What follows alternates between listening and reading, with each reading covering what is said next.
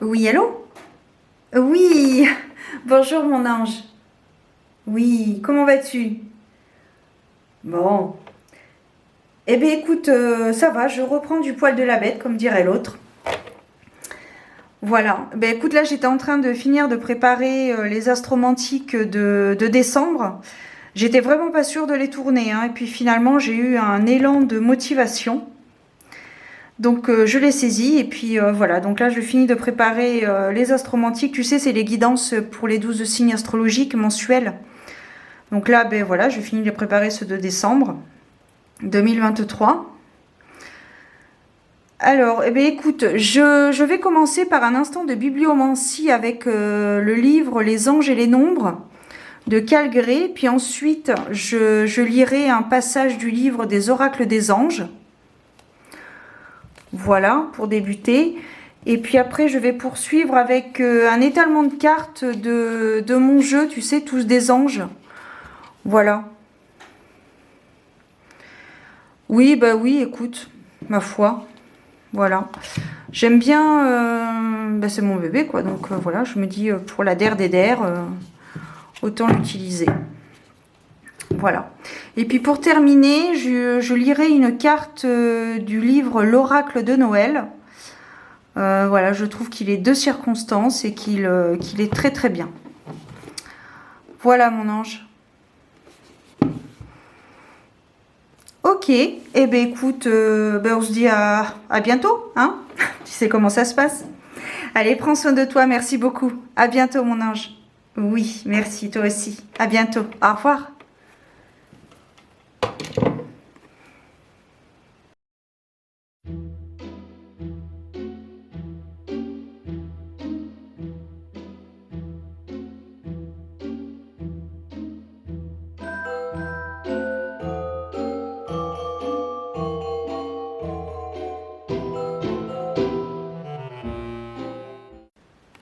Concernant le signe de la Vierge.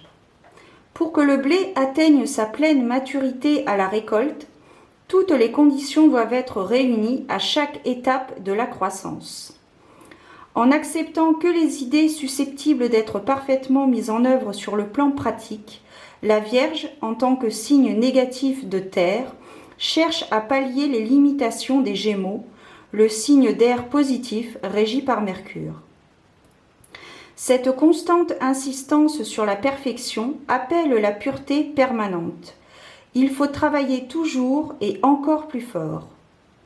Car ce n'est que lorsque tout est pur que nous avons la santé et la sécurité. Un tel présupposé, sans compromis et presque didactique, jette un éclairage sur les caractéristiques familières de la Vierge. La Vierge mutable remplit rapidement son environnement d'une multiplicité d'objets fascinants, du goût le plus fin et de la meilleure qualité. Il peut s'agir de produits artisanaux finement travaillés, d'aliments sains, de manuscrits à réviser, de projets de recherche, de comptes à analyser et à corriger. C'est un monde bien rempli par un travail rigoureux, mais trop souvent inachevé. Bienvenue à toi, amie Vierge, que tu sois donc Vierge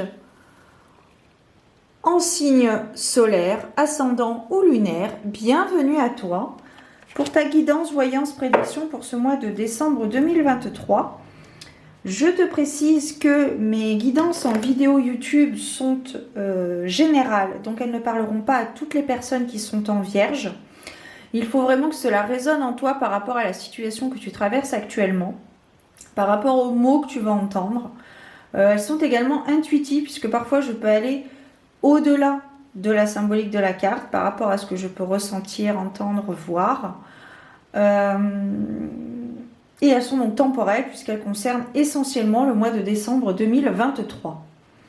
Alors, nous allons commencer par un message angélique. Quel est le message angélique destiné aux personnes qui sont en Vierge pour ce mois de décembre 2023? Honorez votre vision guérisseuse avec le nombre 215. Alors, le nombre 215. Vous êtes dans un espace pour surmonter vos peurs. Ayez foi. Vous traversez cette situation afin de progresser. C'est intéressant. Et donc le message angélique dans sa globalité. Aujourd'hui, nous, les anges, poursuivons notre discussion sur l'énergie universelle et sur la manière dont vous pouvez accroître sa libre circulation à l'intérieur de vous. Nous avons concentré notre attention sur les mains et le cœur. Et maintenant, nous allons travailler avec le chakra du troisième œil. Votre troisième œil reçoit et transmet une lumière intense. Les divers chakras interprètent l'information transmise de manière différente. Les mains se concentrent sur les sensations physiques, le cœur sur les émotions et le troisième œil sur les visions. Vous pouvez utiliser tous les chakras ensemble pour vous donner une impression globale d'une situation pour laquelle vous désirez obtenir plus d'informations. Vous pouvez aussi transmettre l'énergie à partir de tous ces chakras pour accroître le spectre de votre intervention de guérison. Le troisième œil, tout comme les autres chakras, obéit à votre volonté et à vos intentions. Tout effort ou malentendu de votre part peut interférer avec ce processus. Alors dirigez simplement votre attention et permettez à tout le reste de se dérouler naturellement. Commencez par établir 2 intentions. Premièrement, je dirige ma volonté afin que mon troisième œil devienne de plus en plus sensible aux images d'amour. Deuxièmement, mon troisième œil transmet maintenant une énergie de guérison à chaque personne qu'il perçoit. Dites ces affirmations aussi souvent que votre guide intérieur vous l'indiquera et le processus s'enclenchera immédiatement. Je répète. Je dirige ma volonté afin que mon troisième œil devienne de plus en plus sensible aux images de l'amour. Mon troisième œil transmet maintenant une énergie de guérison à chaque personne qu'il perçoit.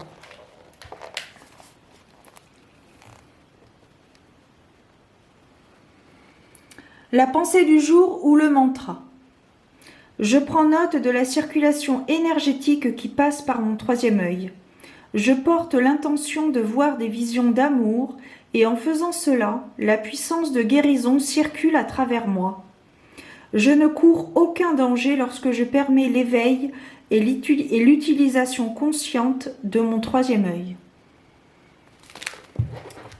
Voilà, amis vierges, c'est un beau message, ma foi, qui pourrait être destiné à tout le monde, mais là, il s'avère que c'est pour les vierges.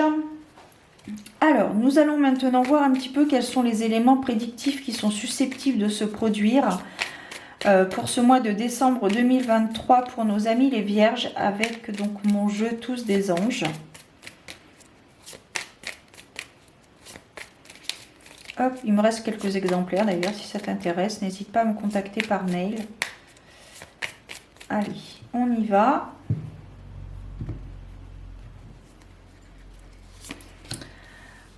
Voilà. Très très bien. J'aime quand ça commence comme ça. On commence avec la carte de la maison. Donc c'est la carte du réconfort, c'est la carte de la sécurité, c'est la carte du foyer, du réconfort, du soulagement, du bien-être. Ok. On ne parlerait pas d'un petit travail à domicile? Ou alors peut-être ici un conflit familial aussi. Un conflit familial qui va prendre fin. Un conflit familial qui va prendre fin. Vous allez trouver un arrangement où vous allez vous expliquer et les choses vont s'arranger.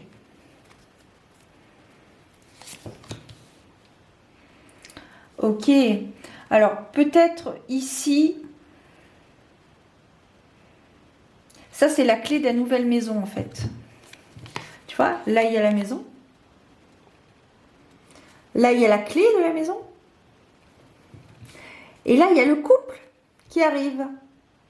Mais pas forcément un couple. Ça peut être un achat immobilier d'une personne seule qui a acheté donc une maison ou un appartement. Et qui vient alors soit d'acheter, soit de louer. Voilà, mais vous avez les clés de la maison, les amis. Vous avez les clés de la maison qui arrivent.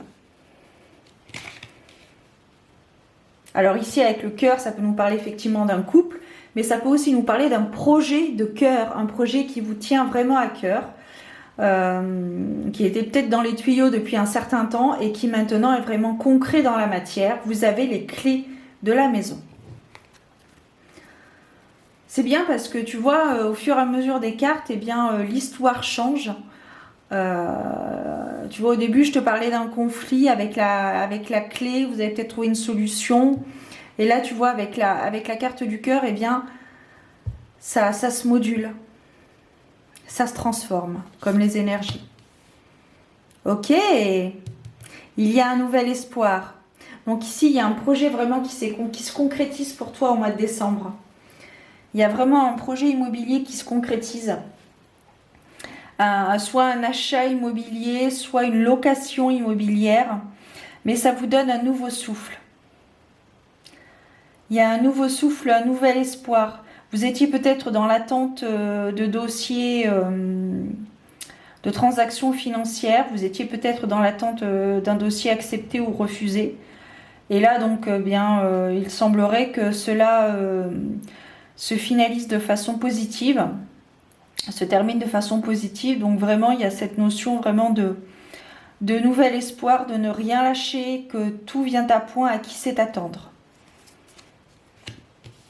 Alors, on a cette carte du balai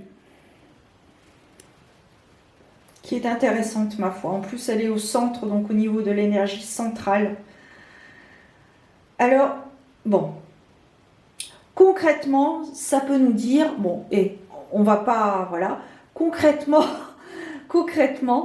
et simplement, ça peut nous dire tout simplement de passer un bon coup de balai dans la maison pour nettoyer, vider les énergies précédentes et renouveler les énergies justement.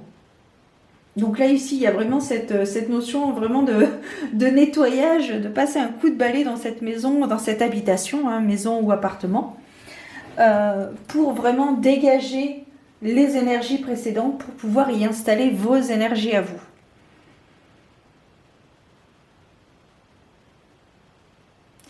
En fait, c'est comme un cheminement. Vous avez visité le lieu, vous avez les clés, c'est un projet de cœur ou un projet de couple, un nouveau souffle, et maintenant il faut nettoyer la maison.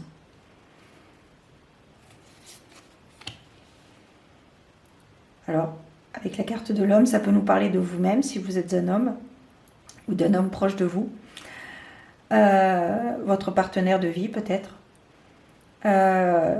Si vous avez acheté cette habitation en couple, mais ici il y a une personne qui a vraiment de l'expérience, peut-être une personne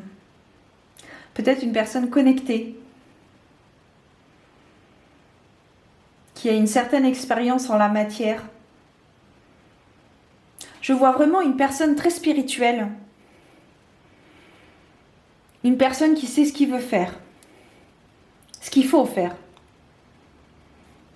pour avoir une vie harmonieuse.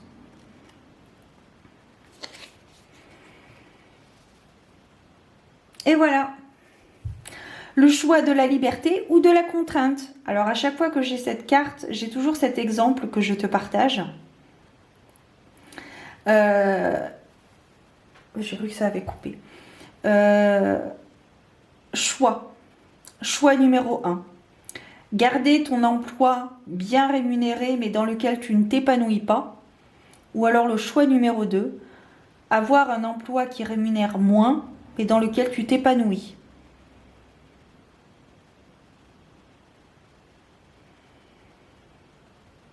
C'est intéressant.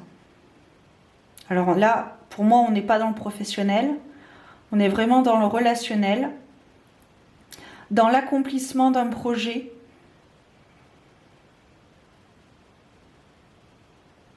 Vous avez peut-être du mal à y croire, hein, justement, à cette acquisition immobilière.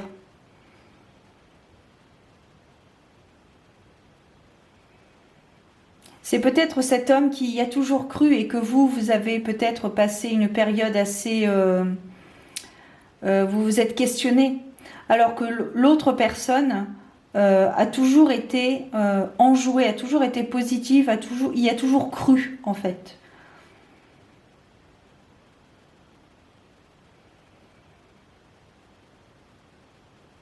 Alors il y a aussi cette notion, ouais, il y a aussi cette notion d'un achat immobilier seul. Par exemple, un couple dont l'un des deux partenaires a acheté un bien immobilier, le couple y vit, mais les charges, la maison est au nom de l'un des deux et pas des deux. Et là, vous allez peut-être avoir un choix à faire. Soit rester dans votre logement actuel, soit vous mettre en ménage dans cette habitation, donc maison ou appartement.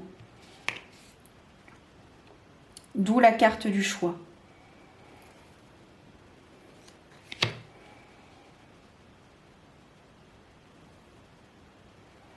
C'est intéressant tout ça.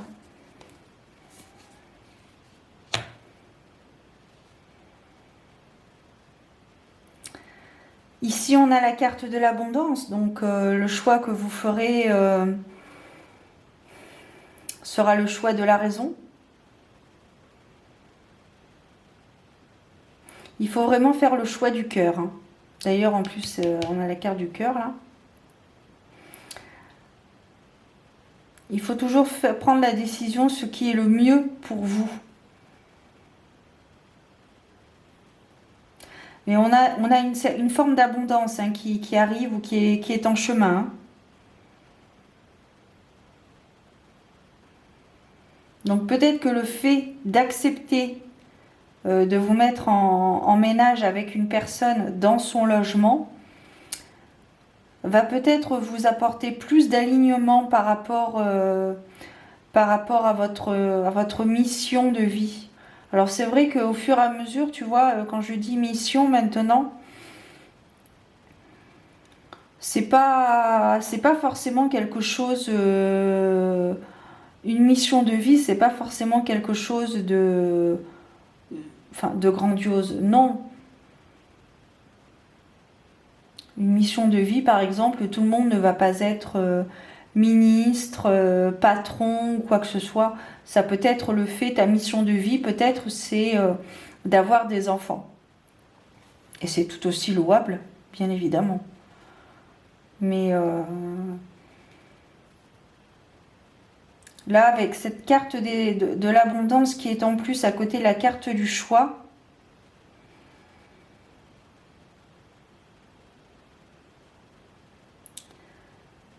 peut-être que ce sera une situation qui sera peut-être pas forcément très confortable au départ. Parce que ces deux cartes sont... Alors tu vois, on a la carte du choix, pardon pour la caméra qui bouge. On a la carte du choix, là, des chemins. Et elle est la carte de l'abondance et du côté du choix où l'arbre est cassé. Donc ça peut signifier que suivant la décision que vous allez prendre, vous ne serez peut-être pas confortable au départ. Vous aurez peut-être un ressenti assez délicat, assez pas facile à vivre quoi. Et puis en fait, vous vous apercevrez qu'avec le temps, la décision que vous prendrez aura été la meilleure et vous aura permis de vous ouvrir des portes. Peut-être la porte de la maison. Je ne sais pas. Ok. Donc là, il y a vraiment cette notion aussi de transformation suite à l'abondance. Par rapport à la décision que vous allez prendre, vous allez avoir cette forme d'abondance. Donc cette forme d'abondance peut se manifester par de nouvelles rencontres, par une rentrée d'argent, par de nouvelles capacités. Et ça va vous apporter une transformation en vous. C'est un peu comme la mue, tu vois, avec la carte du serpent ici. En bas de la carte, on a la mue du serpent, l'ancienne peau, en fait, la régénération cellulaire. Donc il y a vraiment quelque chose... Et on a la carte de la force. en indication en dos de deck. Donc c'est intéressant. C'est intéressant. Alors, on va aller voir le conseil. Le conseil pour ce mois de décembre pour nos amis les Vierges.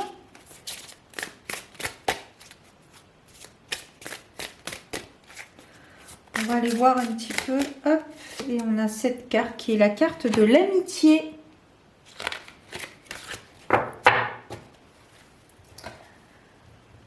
Alors, la carte de l'amitié, c'est la carte 32. Tu as près de toi une ou plusieurs personnes avec lesquelles tu entretiens ces liens d'amitié.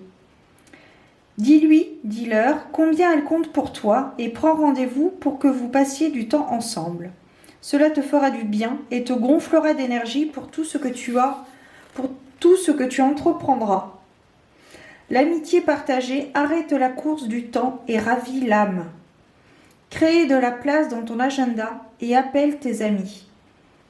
Et l'affirmation, mes amis sont importants et je le leur dis.